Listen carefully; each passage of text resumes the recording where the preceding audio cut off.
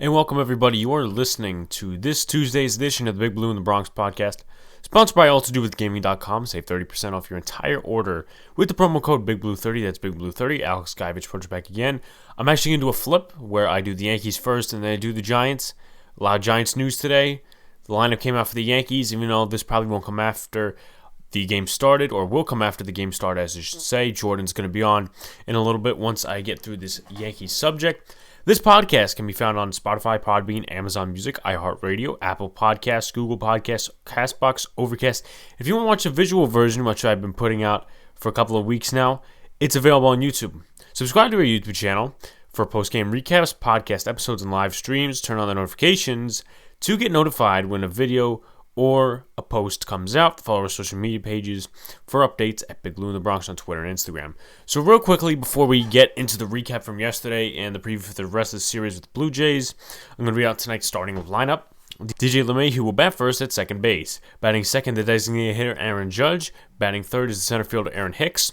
Batting fourth is the cleanup hitter, first baseman Luke Voigt. Batting fifth is shortstop Gleyber Torres. Batting sixth is third baseman Giovanni Urshela.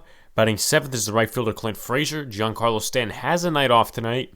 Batting eighth is left fielder Brett Gardner. Batting ninth is Kyle Higashioka. Garrett Cole is on the mound. So he will be facing Tanner Roark tonight. Tomorrow night is the Tanaka and the Chase Anderson start. Chase Anderson did not pitch, or I should say did not start against us the last time. It was Merriweather. And then Anderson came in to blew the game. I'll go over that recap, and I want to go over something real quick. We did lose the final game of the Boston series, and we also lost the beginner of this series. So let's quickly go over this, and I'll discuss my thoughts and everything. So Michael King did not do well yesterday, and he got the loss. His second loss this season, and, everybody's going to say, oh, well, he's just a kid. A lot of Yankee fans don't believe in him right now. We lost 11-5. We had a rally going on in the ninth inning. Obviously, wasn't enough. So, second inning, Urshela hits an RBI single. An inning and a half later, King gives up a couple of runs in the bottom of the third. Then they bring in Loaizaga. He gives up a couple of runs. The only pitcher in the Yankees bullpen that didn't give up any runs is Adam Ottavino. So let's read you Michael King's stats without just bantering about how bad he is. He went 2 2/3 innings yesterday, 5 hits, 5 earned runs, 1 walk, 6 Ks. And just as a stat, in the fourth inning and the fifth inning, actually no, it was the third inning and the fourth inning, 10 unanswered runs. Actually, there was another run, I think it was in the fifth or the sixth. I'm pretty sure it was the sixth. They gave up another run. So for the Yankees offense not to score was kind of embarrassing, if you ask me. They only scored the second run off of Zuch, or however the hell you say his name. I really don't care. Matt Shoemaker, I think we should have destroyed him. His ERA now is at a 4.71 now that he basically, through his 3 innings did meh against the Yankees other than the runs and the hits, 2 walks, 1 K. I don't know. I just feel like I had higher expectations, but I said to my friend yesterday, I feel like we're going to blow this series. I really do feel like that. Because everybody has said this season, even since the 7-game losing streak, we win this many in a row, we're going to lose this many in a row. And I said on Twitter yesterday, I said, well, we're losing 2 in a row right now, and we just won 10 in a row. So that means we lose 10 in a row. There's not 10 games left to play in the season, even though we did clinch the playoffs. So we'll see what happens, but that's, just a point I wanted to come across. So obviously, we got Cole and Tanner Roark tonight at 6:30. As I mentioned before, if I didn't already, I'm probably not going to get this out before the start of the game, so it'll probably be after, even though my preview would probably be a little late. But obviously, previewing for tomorrow's game, it would just be right on time. It's a good thing, though, that both Cole and Tanaka impressed in their last starts against the Blue Jays, but the Yankees were home. And I really do feel like that the Blue Jays should just move to Buffalo because they're 28-26. They were horrible the last 2 seasons. They're 13-7 at home. Let's check the Yankees record real quick. I might miss something here, but I feel like I'm not. Let's quickly take a look. We are 21-7 at home. And the Blue Jays, as I just mentioned, if I didn't already, They are 13-7 at home. They should just move to Buffalo. I'm not saying, break away from the Canadian fans, but at the same time, look how they're playing. And they could beat up on the Yankees there, so it might well just be, as an advantage. But before we get into the preview and, look at the last time out for all four of the pitchers, because obviously we got tonight's game, we got tomorrow's game, let's take a look at the standings, both league-wide with seeding and the divisional standings. So, real quickly. Now, the Yankees, they're in similar spots right now when it comes to both standings. They are the 5th seed. They clinched a playoff berth 2 nights ago, even though they lost. So they clinched the playoffs 2 nights ago when the Padres won because Seattle was trying to compete for a playoff spot, and the Yankees got it in because the Padres beat them. But we are behind Tampa Bay, Chicago, Oakland, Minnesota, and obviously we're the 5th team. We are 4 games back, actually 4.5, from the division and from the 1 seed. We'll see what happens, but I don't have too much faith that the Yankees are going to get that 1 seed. Why? Because I think it was last night, don't mark my words, but I was watching the Michael Kay show earlier, and Don was mentioning, Jacob deGrom having a quality start, gives up 2 runs, Mets lose 2-1. That's the Mets for you. Remember how many times they walked off against us this season? And how many times we blew leads? Chad Green being, infamous. Aroldis Chapman being infamous. So, I don't think Tampa Bay is giving up that 1 spot. Maybe to the Chicago White Sox. They're another team that's really surprised me this year. But they're certainly, as hell, not giving up this division. That's what I'm going to say. And thank God tonight, even though Tanner Roark is pitching, and then you got tomorrow, which is Chase Anderson, who got beaten the shit out of by the Mets.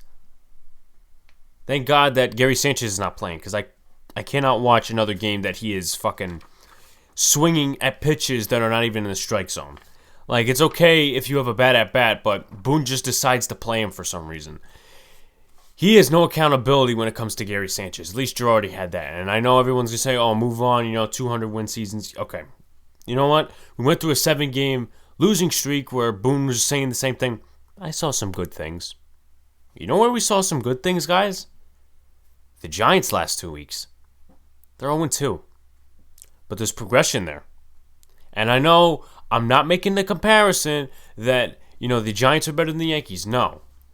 But we have a coach in one subject that takes accountability and says, okay, we need to do this better. Coach in another subject that says, we saw some good things today. And it took the general manager, everybody, to go down there and say, lighten the fuck up.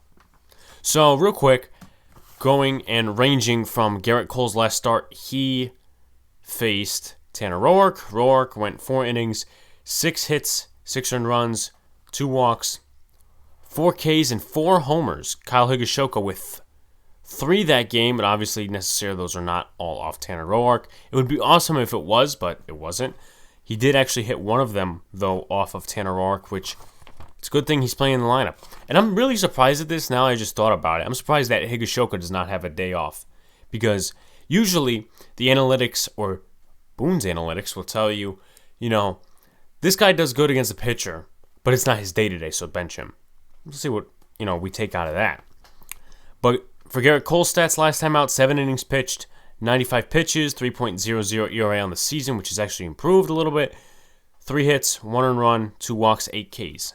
So Tanaka, who pitched the next day,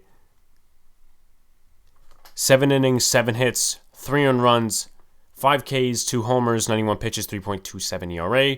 Comparing to Chase Anderson. Now, Anderson did not start the game, but he did get the loss because Merriweather, he started the first inning, and then Anderson came in, did whatever they had to do.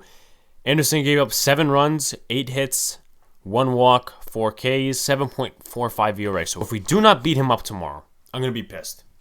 I am going to be pissed. I will. Trust me. And it's bad enough that game exactly, that Chapman and Holder almost blew it. Because Holder, gave up 4 runs. And, it was, 10-3? And Tanaka gave up, 3 runs? So Chapman gave up a run, but it wasn't necessarily his earned, or maybe he did. I have to look back, but Chapman only had 12 pitches, and both of them, thank you very much, made it a safe situation. And both of them have above 4 ERA, which is not good in my book. I don't know how the analytics see that because they're pretty much backwards when it comes to baseball, at least Boone's analytics. But going on their standpoint, let's have these quality starts. And I'm going to talk about Deivi Garcia in a minute. But what I'm saying is, have these quality starts in the case that Boone would be saving his bullpen a lot of work. And the bullpen isn't that good. Since the 7-game losing streak, we've come a long way, but we're still not perfect yet. Chapman's still struggling at points. Holder can't throw a strike. Ottavino is somewhat. He has a 6.91 ERA, at least stemming from the game against the Jays. I think he probably pitched one more appearance against the Red Sox. I didn't see the Sunday game, though, because I was watching the Giants, of course.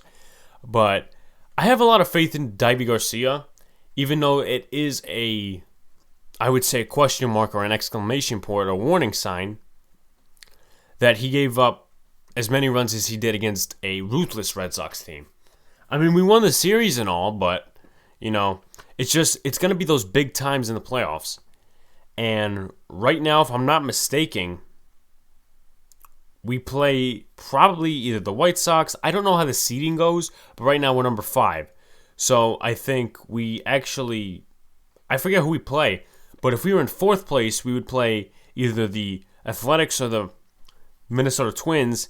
And I don't have a lot of faith that we're going to win in the first round. I really don't. Because it's games like that, and everybody's saying, or questioning at least, should we give Deivi Garcia a chance in the playoffs? Right now, that doesn't seem too off besides his one start. Tanaka and Cole. Tanaka's a beast in the playoffs. Cole, obviously, he's done well in the last couple of years. J-Hap, we'll see what he does because, he's been on and off all season. I really don't like J-Hap, and I don't think they should bring him back. Tanaka, I think he's going to be brought back because, he's been pitching at least decent this year. And, when he goes in the playoffs, he's perfect. And James Paxton, he's not going to be brought back next year. So, Deivi Garcia is ready to take that next step if he takes it. It's not the organization taking it. The organization can't take it in the case that they're believing in him and saying, okay, you know what, we're going to let this go. We're going to let this pitcher go in free agency. Therefore, we're going to bring you up and make you a starter full-time. Don't depend on Michael King. And Loaizaga, when my brother said yesterday, when he came in, I said, you know what, game's over. Loaizaga goes up and gives a couple of runs up. If I'm going to take a look right here, he gave up 4 runs, 3 earned. And before that, obviously before all the runs, my brother goes, he hasn't pitched bad this season. I said we're talking about Jonathan Loaizaga here. So we'll see what we make out of that. But as for right now, I'll preview the Marlins series when that comes by. And probably I can actually do that on Friday. I'm not going to make this a whole, just the Giants thing. I'm probably going to have to do that on Friday. And I could say maybe not. I'll get the podcast episode out. But it's going to be a bunch of day games. It's going to be interesting to watch because, the 49er game is at 1. Yankee game's at 3. And that's the last game of the season. And before we go on to the Giants subject where Jordan joins us, I want to make a remark about this playoff bubble. Now, Manfred has fucked up in a lot of ways. The NFL is at least doing their job, whether you like it or not, in enforcing the rules. So you have to wear masks, this thing and the other thing, especially with protocols. But you've had the most breakouts in baseball. And Manfred wants to do something smart. Now, this was proposed way back when the MLBPA and the MLB were fighting because, oh my God, I want my money. Oh my God, I don't want to be in a bubble. Okay. So now that we're approaching fall and the weather is getting certainly colder, Manfred wants a playoff bubble. One in California, one in Texas. Aaron Judge press conference yesterday says, I don't want to be away from my family too long. I don't like the idea. Aaron Judge, I respect you, but that I cannot really take in. You know, whether you watch the NBA bubble or whether you watch the NHL bubble, I don't understand, the playoffs is not 2 months. The playoffs is about a month less than. And there's not necessarily going to be off days for a lot of games. There might not even be off days in some cases. But, Justin Turner a couple weeks back was worrying, I can't see my family.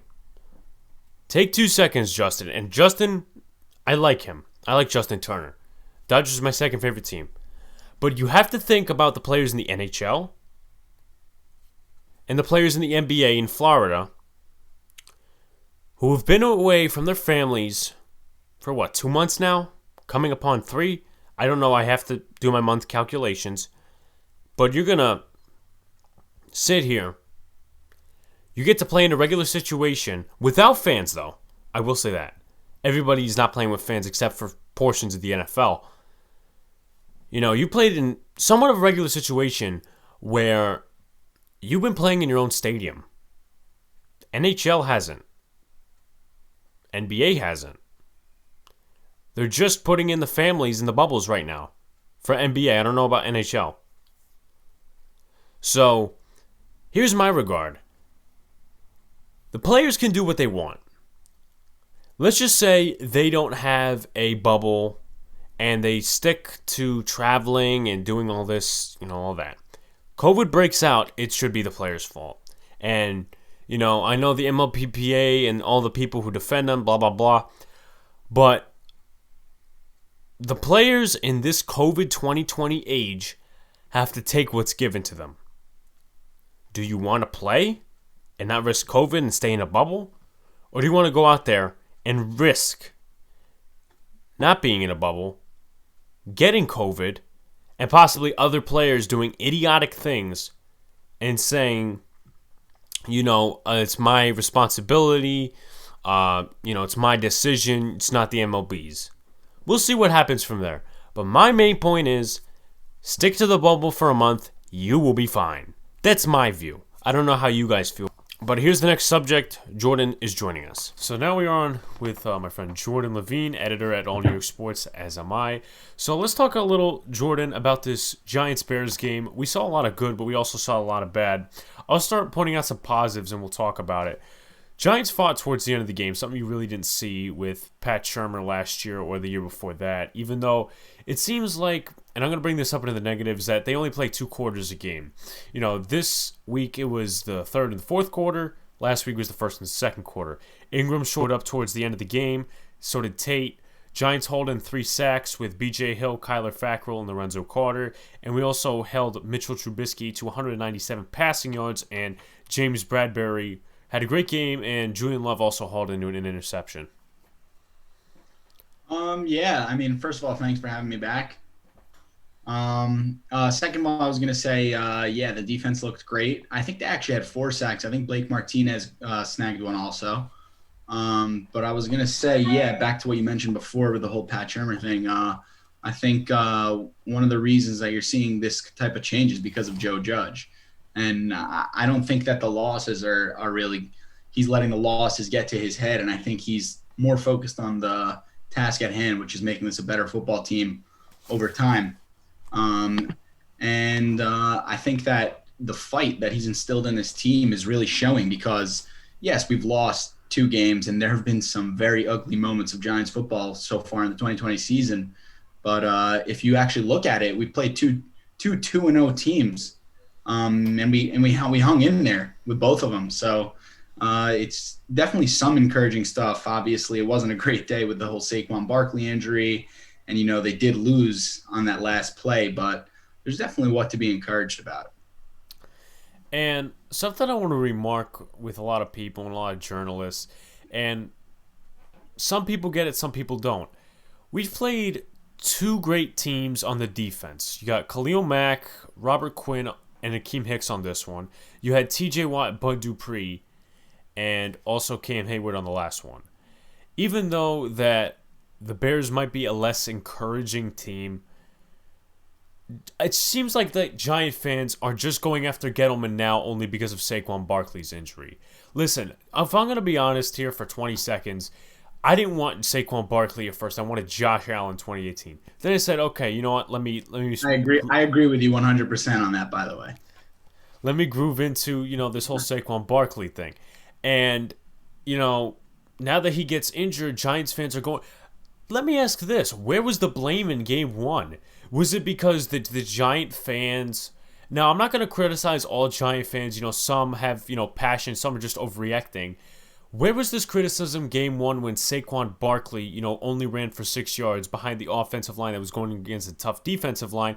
And are they still mad because a lot of Giant fans thought we were supposed to win this game? And I predicted them to win, but I'm still sitting here saying back, we faced a tough defensive line. I think Khalil Mack actually led in pressures with 7, if I'm not mistaken, and there was Akeem Hicks with 5 and Robert Quinn with 4, if I'm not mistaken, if I'm mixing those numbers up. But it just seems that it's really blatant as of late by the Giants community to throw blame on Gettleman. And real quick, before I let you have a say, someone brought up, it was a good point, I don't remember, I think it was actually Jets Talk Radio. They said all these, journalists and whatnot, and also all these sports broadcasters, they act like they speak for the fans. They don't.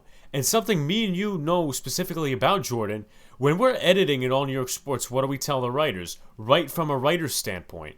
You don't write from a fan standpoint. And, it's so different in a lot of ways than what we deal with and, what these beat reporters deal with. It's like, they're told, they're assigned to the Giants. I don't know if they're Giant fans or not, but they're told to assign to the Giants. They're not speaking for the fans here. There's a lot of fans out there that are, really overshadowed or undershadowed because of their views and likes for Dave Gettleman, and they're just being criticized by the rest of the Giants community with the beat reporters leading the way. I did get the gist of what you were saying, and I'm going to take it back to what we were talking about before on the draft, obviously, because that's something I'm passionate about, and Dave Gettleman and how he's receiving all the blame. I have to say this about Dave Gettleman. First of all, there were many other options. You can dwell on the past or you can live in the present and move forward. Am I going to say, oh, we should have drafted Josh Allen and taken Devin White the next year instead, and we could have been in such a different place? Obviously, it's fun to think about that, but at the same time, when you're picking second overall and there's a generational talent like Saquon Barkley, you don't assume that he's going to be hurt for most of his second and third years of his rookie deal. And it's very hard to pass up on a guy like that. So that's first of all what I'm going to say. Second of all is the reason that Dave Gettleman is getting the blame right now, in my opinion, is not because he's done anything wrong. In my opinion, it's because he and Joe Judge are committed. Both of them are committed to making this team better over time.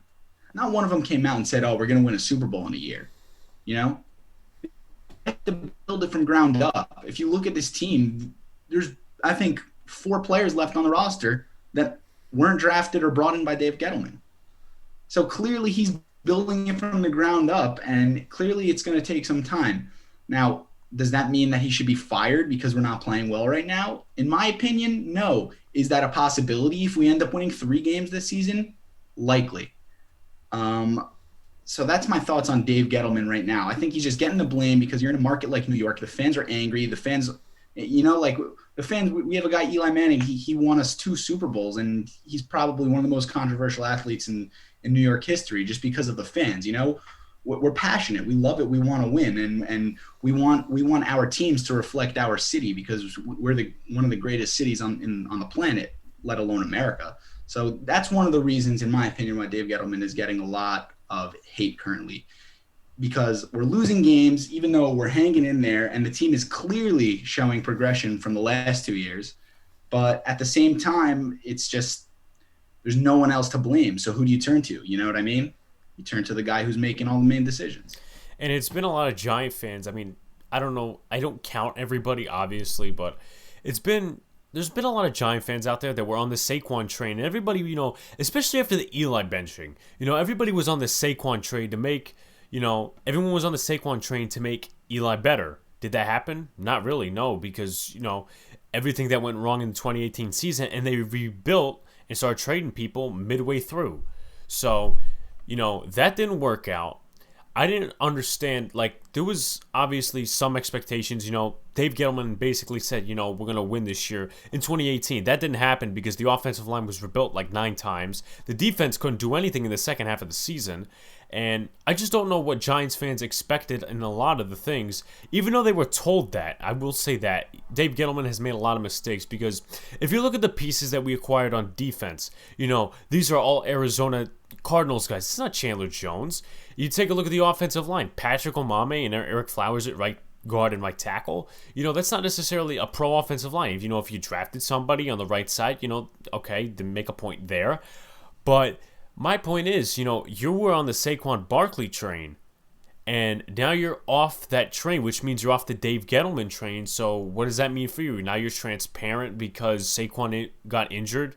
And I understand, there's a lot of questionable questions whether you put the second overall pick on a running back and, how he's been hurt the last couple of games. That's a whole different topic. That's a whole different topic at the same time. Yeah. And, the fans are just, rah, rah, rah. How many times, even not even in football, have fans gone out there and ruined people's careers? It's, there's good parts about New York and there's bad. The fans right now are showing the bad side, at least some of them. And I don't blame all of them, for the frustration on the offensive line. It's Jordan. It's just the mentality. Yeah. It's just the mentality. And if you... New York fans will always be like that. Yeah. And if you...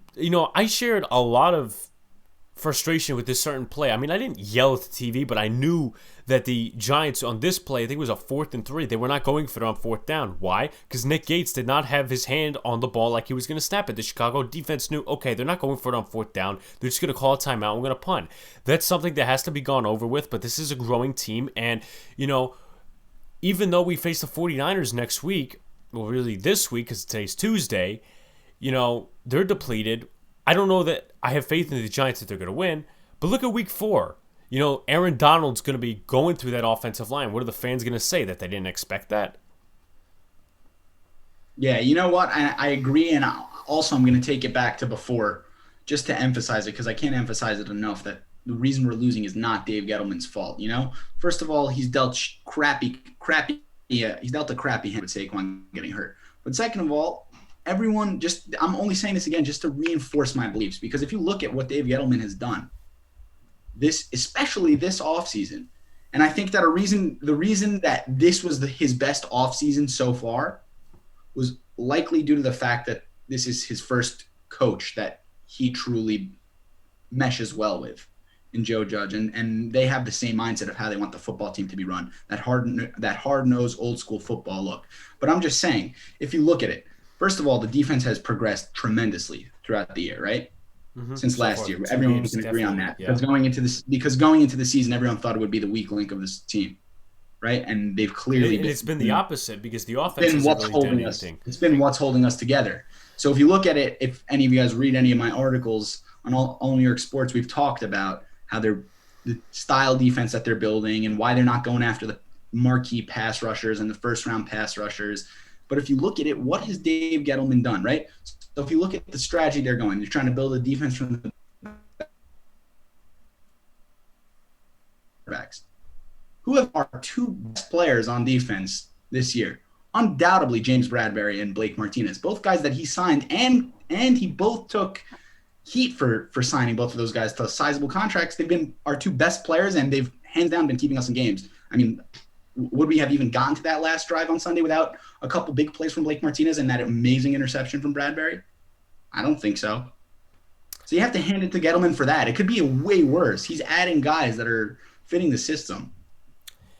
And let me bring a positive and let me bring a negative into here. Positive.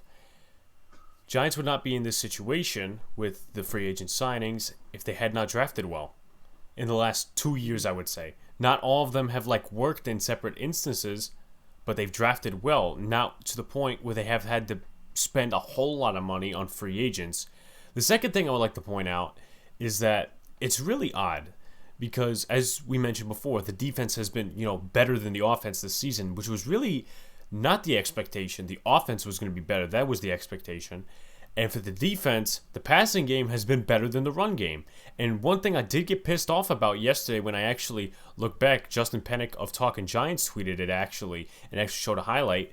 Towards the end of the game with David Montgomery at running back for the Chicago Bears, Austin Johnson and I think another defensive lineman were in for Dexter Lawrence and also Leonard Williams. I have total faith in Patrick Graham, but my point is, you're towards the end of the game, and you do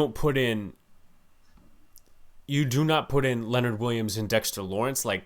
Another thing that troubled me yesterday, on that touchdown David Montgomery had to start the game, Nate Ebner was in there. It really weirded me out. I'm like, why is Nate Ebner in there? He didn't get, any tackles or anything, but I get this is a DB system, but just didn't make any sense to me. And, it's been really weird. And I'm not gonna sit here and say, we had draft picks on run stopping linebackers, because they're in the 7th round, in the 6th round too, and they're still developing. But my point is, you invested so much in the run game that it's turned out the complete opposite, and the run game has been atrocious, but the passing game has been better. Yeah, I agree with you, and I think that comes down to they've been playing good teams. You know what I mean? Sure, they were without David DeCastro, the Steelers, but that's still a great offensive line, and these are still young guys, still gluing together, haven't played any preseason games, and I think that the defense is going to progressively get better over the year with the run game, at least. It might regress in the pass game, but it's definitely going to progress in the run game, in my opinion, just because these guys are just getting going, and everyone on the defensive line has looked impressive. All of a sudden, no one's talking about how it was a bad trade for Leonard Williams because he's playing phenomenally. All of a sudden, Dexter Lawrence at 17 is not such a bad pick instead of taking a guy like Montez Sweat because he's playing well. All of a sudden, a guy like B.J. Hill is racking up a sack on Sunday. These guys are playing well, and I just think it's a matter of time before they start to become a real emphasis against the run and really stop the run. When they play a team like Washington, do I see Washington running for over 70 yards? I don't think so. I don't think so at all. And back to that play with the David Montgomery touchdown, by the way, I just wanted to say, sure, Nate Ebner was in there, but if you actually go back and watch the film, that play was a completely blown play by Julian Love, who I have not been impressed with this season. It's been unfortunate as well. I would have to go back and watch, obviously, but from what everybody's saying, he's not been producing other than the interception, which was actually tipped this season. Other than the interception, it hasn't been good. And let's point out a couple of negatives from, obviously the game. Jones' first half was not good. The fumble, and then you had the interception, which was not totally his fault. It was a good play by the Bears with the stun up front, and they obviously had Deion Bush covering Ingram. Ingram slipped, and that wasn't the first time a player slipped on Sunday. Darnay Holmes also did when he was covering Cole Kmet. My point is, Judge Jones did not play well in the first half. He bounced back in the second half, though. As I said, the running game on the defense looked bad. 135 total yards. And it's really been interesting to me because I've seen this the last 2 weeks. James Conner and Tariq Cohen did nothing against us. The number 2 running back, Benny Snell, and David Montgomery put up so many yards against us. And also, Saquon Barkley, he's injured. Sterling Shepard, he's got turf toe. We're still waiting on a corresponding move for Devonta Freeman, which we're going to discuss in a moment. And we only showed up in one half of the game. We only showed up one half in the game, and that has to fix moving forward because if we're going to win some football games, we get that Joe Judge is a fighter and whatnot. He's making this team, collaborate, but it has to be through all 4 and not 2. Absolutely, but I'm just going to go back and another thing just for the fans out there because I know everyone's hating on Dave Gettleman and everyone's hating on Daniel Jones right now. I just want to go ahead and defend my guy Daniel Jones because I'm still a big believer and I still think that he's meant to be the Giants franchise quarterback. The reason I say this is because, yes, he's made some bad plays, 100%. The strip sack, terrible. The interception last week in the red zone against Pittsburgh, terrible, right? So now you look at his stats. I think he's got something like 2 or 3 touchdowns on the year while he has 4 turnovers, right? But at the same time, you have to look at what he's given, the cards that he's dealt, right? So if you look at it in that light, you have to look, first of all, on the first drive of the play against Pittsburgh, Evan Ingram runs the wrong route. He's not where he needs to be. Would have been a clear touchdown. He would have been wide open. That's one mistake by Evan Ingram. Drops by Evan Ingram, drops by Darius Slayton on a third down, leading to a field goal to give us 13 points when we probably would have scored that drive, right? Things like that are adding up. And if you look at the interception, again, Deion Bush interception, that's Evan Ingram's fault. So, yes, there have been some bad plays by Daniel Jones, but not all of these mistakes are his fault necessarily. And at the same time, he's still playing quite well. If you look at his numbers, if you look at the game and how many times he's kept us in the game with these play calls that Jason Garrett's calling, if you look at it, the Giants in the first game could not run the ball at all. And the second game, sure, it was better. They brought it up to, I think, without all of Daniel Jones's yards, I think it's something like 3.6 yards per carry. But at the same time, that's not good enough. 54 yards on the ground for a team. How is a second-year quarterback supposed to progress if he can't run the ball? If the team can't run the ball, you can't. Guess who's Alex? I don't know if you knew this one, but do you know who the leading rusher for the Giants is right now? Daniel Jones. Daniel Jones. 43 rushing yards on 43 yards. That's ridiculous. How many carries? I don't even know.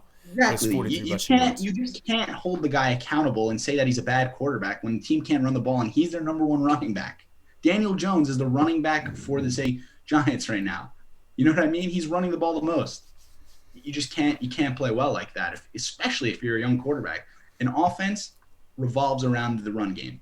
Once you run the ball and a team has to stack the box, play action comes into play, but quarterback can get the ball out quicker. The offensive line gains confidence. It's just how it works. It's one of the three phases of the game, and if you can't run the ball, you can't win football games, period. And 2 points I want to make. For the people who think, for the unoptimistic Giant fans, I'll tank for Trevor. What would Trevor Lawrence do in this situation? He wouldn't make do of this, especially if he was a first-year quarterback. He would not make do with this because he'd be, trying to escape the pocket. Maybe he'd be fumbling. I don't know. I mean, I'm not a Clemson fan, honestly, but on a different note, everyone who's watching the Giants game could hear Charles Davis after that touchdown. He said the offensive line is gaining confidence. Everybody knows that the offensive line is somewhat getting better. They just don't have the hope that this offensive line could get better. And remember, Nick Gates, first-time center, he's getting better, and he played better last week. Andrew Thomas did actually struggle. Cameron Fleming's getting a little bit better on the edge, and I actually like how he defended his quarterback on that Roquan Smith personal foul. But those are just some quick points to make. Yeah, I mean, again, it goes back to I think if you go and you take a survey and you see all the guys who are actually watching the games, the guys who have knowledge for the game, not just like a kind of a fanboy who switches over and watches his fantasy team once the scoreboard is kind of down. If you look at the real fans, nobody's going to say tank for Trevor. They know that it doesn't make sense. You know what I mean? And they know that it's not all on Daniel Jones. Back to what I said before. It's clearly not all his fault. Yes, he's the quarterback. He needs to stop fumbling the ball. He needs to stop. That's unacceptable. He can't be fumbling the ball anymore. He just can't. I agree with that. But he's shown flashes of excellence. I can't keep saying it enough. And his team does not provide him with what he needs to do to thrive. So I would say that all the people who are saying tank for Trevor, those are guys who are just bandwagon fans. They don't really know what they're talking about. If we went and drafted Trevor Lawrence in the first round next year, we would not improve as a team because we still don't have necessarily the best offensive line, and our defensive line still isn't great either. That's clearly, it's clearly not the move. We literally don't have a CB2.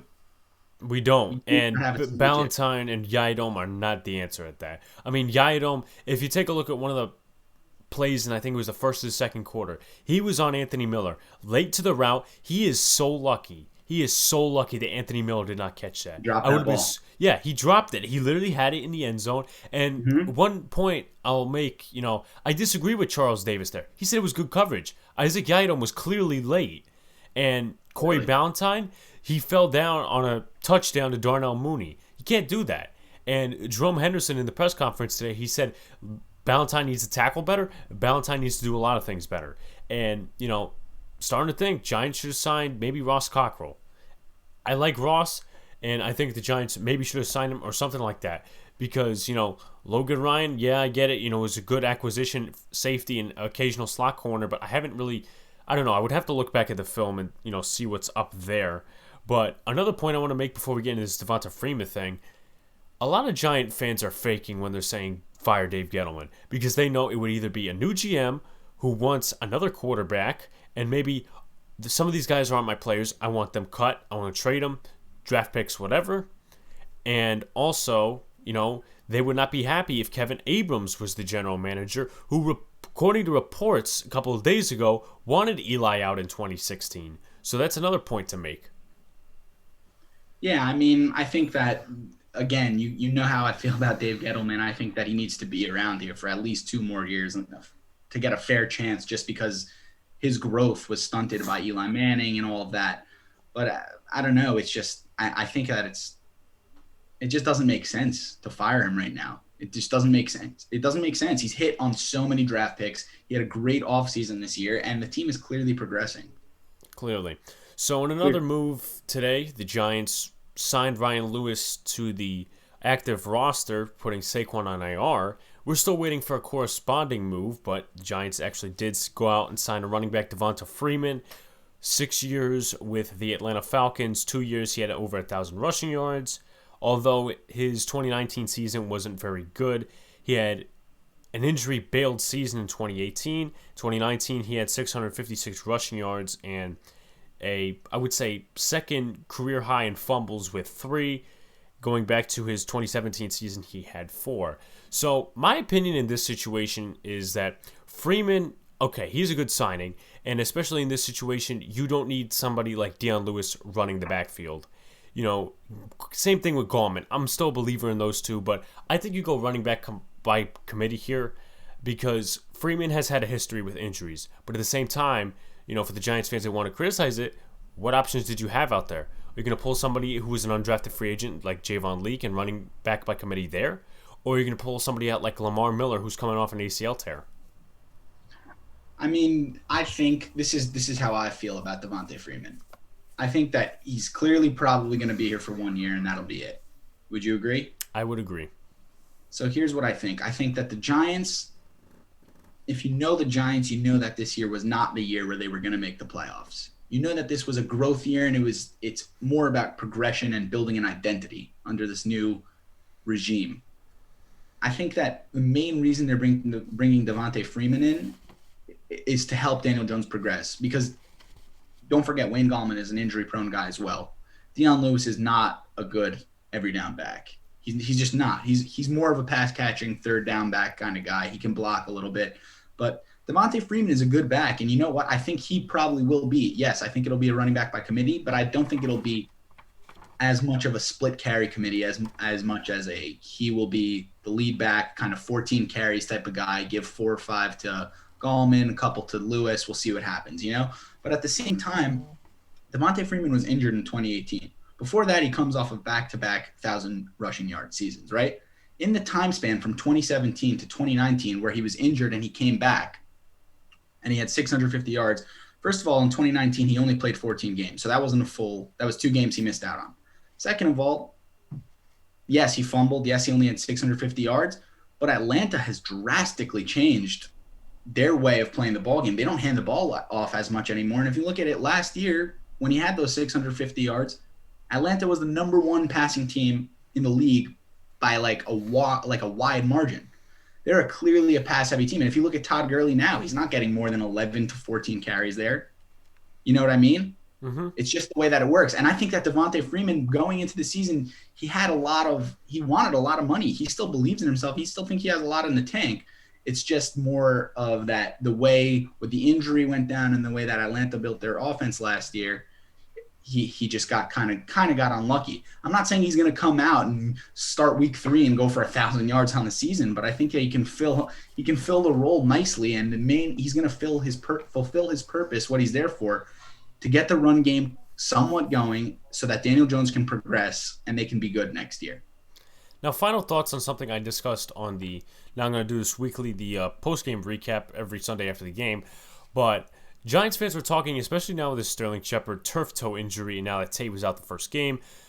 Do you think that the Giants fans are right? And I honestly wanted this do you think they should have drafted a wide receiver, or are you at least confident a little bit that the guys on the practice squad, Benjamin Victor, Derek Dillon, Austin Mack, that those guys can at least fill a hole till Sterling Shepard comes back? To be honest with you, I don't know that I love anyone from the practice squad, to be honest with you. And I do think that the Giants will take another mid-round receiver like they did with Slayton, a third to fifth round guy next year in this coming draft. But at the same time, I don't think the turf toe injury, it might go for 6 weeks. It might go for 1 week. That's turf toe. You never know. It's an injury that comes back and it keeps nagging. So there's not really any way to be certain what's going to happen with Sterling Shepard. But no, to be honest with you, I'm not so confident in the practice squad guys. And I'm really looking forward to seeing Evan Engram step up because he's a first round selection and he doesn't have that much on his resume that should designate him as a first round talent. Do you think they should possibly consider trading Ingram if he doesn't step up at the deadline? Listen, I think that anything's a possibility. Like I said, there's 4 guys left on the roster who Dave Gettleman didn't draft, Evan Engram being one of them. So I think, yes, he might have a shorter leash, but at the same time, he's well regarded around the league as like the most freak athlete tight end that they have to offer in the league. I mean, the guy is more of a receiver tight end hybrid who happens to play the slot. He's just a freak. It's just the problem is that he's dropping balls, first of all. He's dropping balls.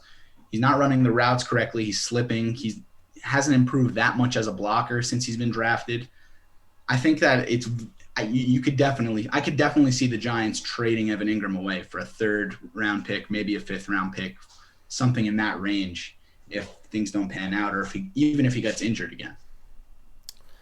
Well, that's the end of this episode of the Big Blue in the Bronx podcast. Jordan, thanks for coming on. Hopefully, we could have you on sometime soon. Maybe even Friday for the preview for the 49ers game as they are heavily injured in the locker room. About 10-plus injuries there. We'll discuss it on Friday. Thanks for coming on, man.